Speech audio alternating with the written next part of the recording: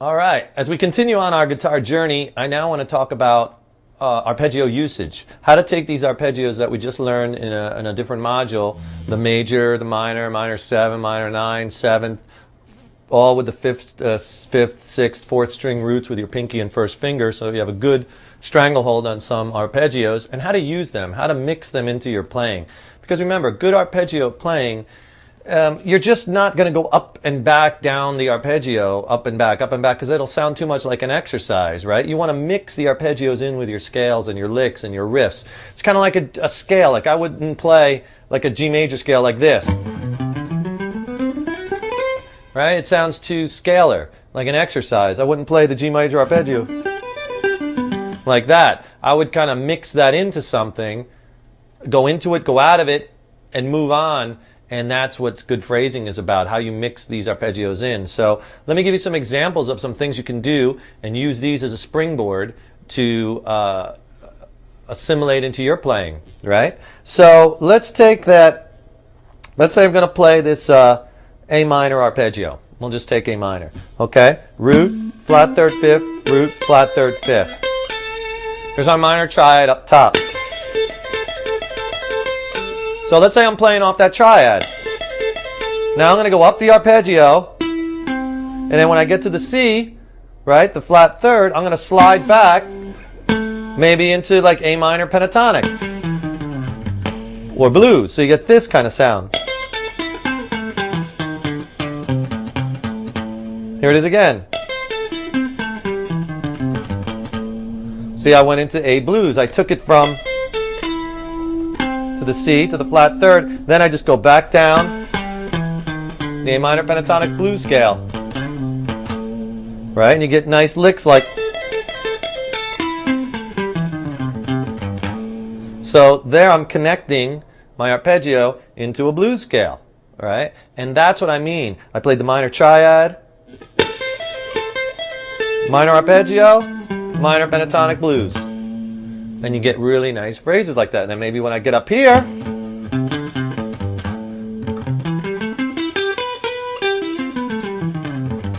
see what I just did there? I did 3 different things and disguised them together in one run. I played that A minor 7th arpeggio that we learned, root, flat third, fifth, flat 7th. Then I slid it up a whole step to the root, and I played the minor 9 arpeggio. This is a concept I call stacking arpeggios, where I'll play one arpeggio into another arpeggio, and then from there go to a scale, a mode, or a minor pentatonic, or whatever. From there, major pentatonic, depending on whatever arpeggio and scale you're playing, right? Watch this again. Minor 7 arpeggio. Now minor 9 arpeggio. Descending. Blues scale. Right? Isn't that a killer sound by stacking 2 arpeggios and mixing it in with, in this case, minor pentatonic? I could have mixed it in with Dorian or Aeolian, C major, whatever, right? You get really cool things like that. And the first one,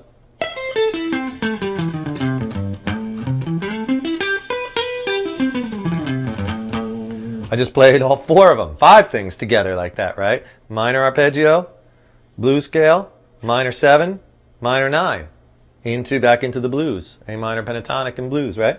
So I like this idea of stacking arpeggios and moving them around the fretboard and seeing how they connect.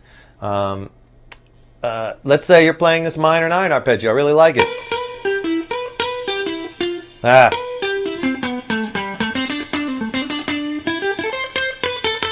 See, I kind of went into that minor arpeggio, minor pentatonic, or that time I went into Dorian.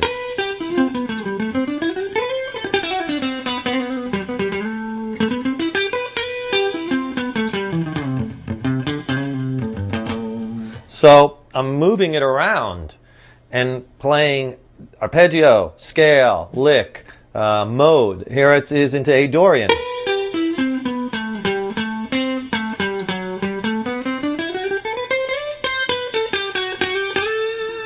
So now I'm connecting my ideas in a way that makes good musical sense. Connecting the arpeggios. Let's try another one, right?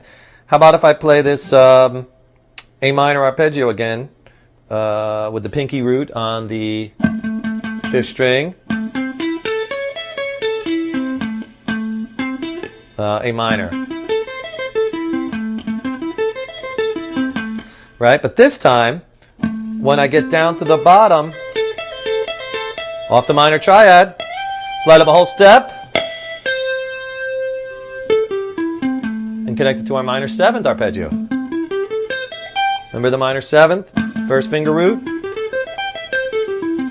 Right? So I went from minor arpeggio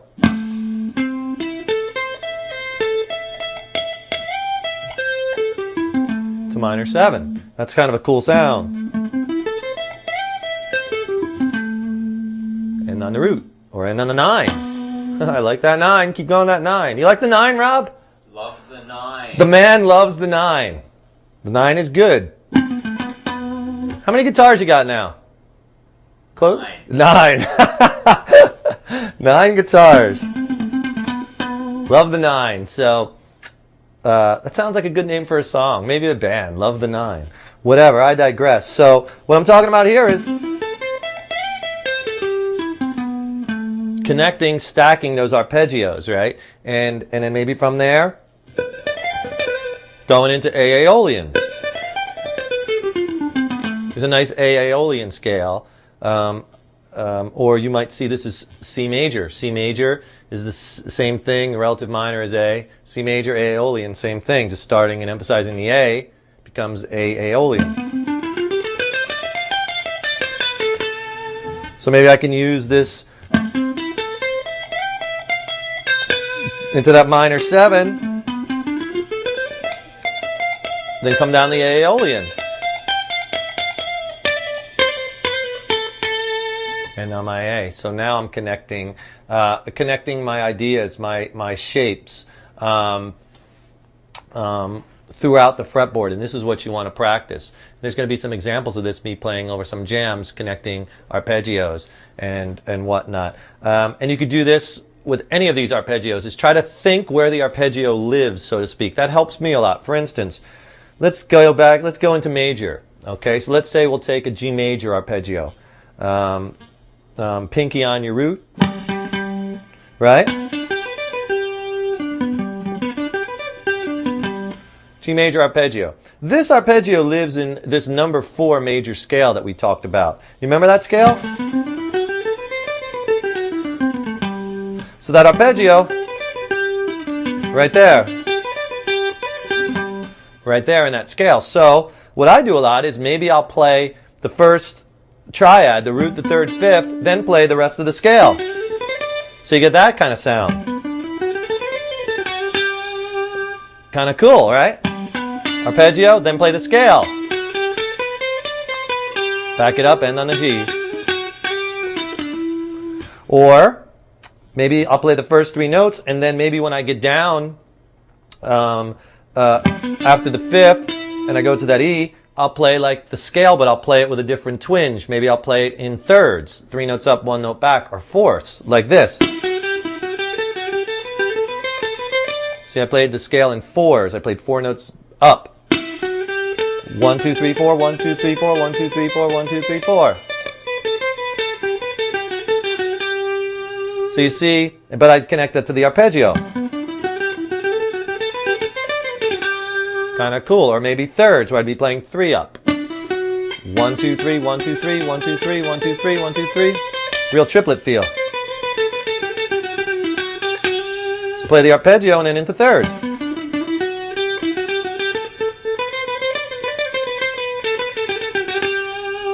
All right. So, and then maybe go back into the next shape. So you get this. I'll do it slow.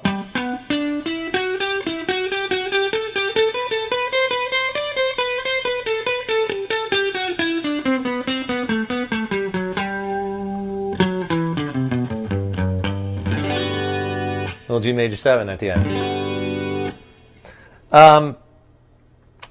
Okay, so what I was doing there was I was just moving the arpeggio into this G major scale and then into the number 2 scale into the number 1 scale, right?